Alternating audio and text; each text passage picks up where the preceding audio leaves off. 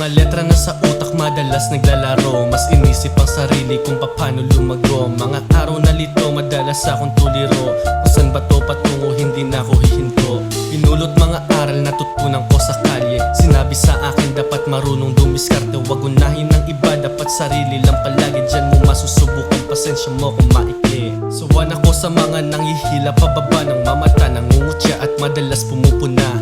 Huwag kang magpadala sa sasabihin ng iba, nanguhusga bumababa sa pagsulat ng talata. Wala na akong pake sa kanila, natutunan ko na lang ang mag-isa. Para bang nakaabang na din sila, makagawa din ng mali sa kapwa. Di ko na alam paano ko magagawa, di pansinin ng mga utak na lang ka. Inuubos ko ang oras sa pagsulat ng tinta. Mga sinasabi ko dapat pa rin to magmarka. Huminga ka ng malalim, dapat ka rin kumalma. Sarili ang uunahin, kaya paano ko ba to masisimulan?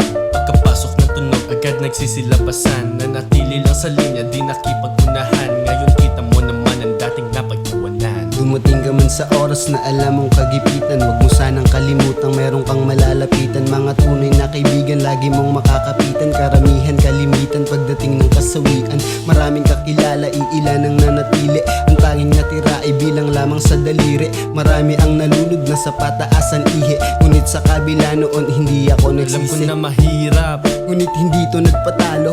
Kita mo sa palad gumuguhit mga kalyo. Di na inuulit mga maling nagawa ko. Tanging sinusulit ang natitirang pangako.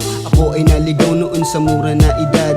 Ngunit nakita ko kung ano ang kapasidad. Kapag ginamit mo sa tama ang abilidad, kahit wala kang tama, maaaring lumipad. patuloy lamang pare hanggat merong pangapoy. Di lang sumabay sa agos, natutuding lumangoy. Wala kang ibang gagawin kundi ang magpatuloy. Iwasan ng magturo kung sino man tinutukoy. Huwag mo nang hintayin na matabunan ka ng rosas. O dumating ang oras malagay sa'yo ang posas. Ito ang masakit na tila bawal ng sintomas. Ang tanging kalakip na sa sarili lang ang lunas. Kadalasan man sa buhay maaaring madapa.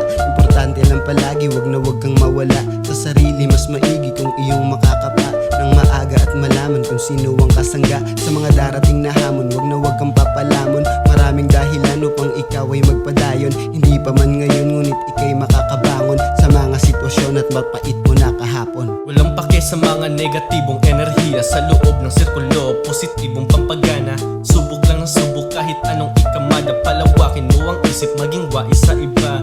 Huwag kang gagawa ng sarili mong palabas. Kahit anong mangyari, huwag na huwag kang madulas. Huwag isipin ng problema, lagi yan malulutas. Patuloy lang palagi, huwag na isip umatras. Walang magagawa kung utak mo pinapakitid.